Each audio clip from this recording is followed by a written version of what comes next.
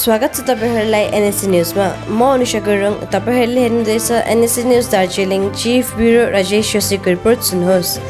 गुरामुमो श्रमिक संगठन Himalayan plantation workers युनियनद्वारा दार्जिलिङ पहाडका विभिन्न चियाबारीहरूमा गाउँ समाजले बनाएको क्वारेन्टाइन सेन्टर साथै होम क्वारेन्टाइनमा बसेका दाजुभाइ बहिनीहरूको मनोबल बढाउन संगठनका कार्यकारिणी अध्यक्ष डीके गुरुङ, महासचिव एसके लामा साथै केन्द्रीय सदस्यहरूको टोलीले निरीक्षण गरेका छन् भन्ने खबर प्राप्त भएको छ। विशेष गरी यो अघि भाइले भनिहाल्नु हामी अब विशेष गरी मलाई चाहिँ अब जेएनएलएफको हाम्रो ब्रान्चको प्रेसिडेन्ट अजय एडवर्डले चाहिँ एउटा आदेश दिनुभयो कि तपाईँ चिया बगानमा काम गर्ने है चिया बगानको श्रमिकहरूको नेतृत्व गर्ने भएकोले गर्दामा तपाईँले जति पनि चिया बगानमा अहिले विभिन्न क्षेत्रबाट दाजुभाइ बहिनीहरू आउँदैछ मजबुरन बाहिर काम गर्नु जानुपर्ने थियो स्थिति थियो र अहिले जुन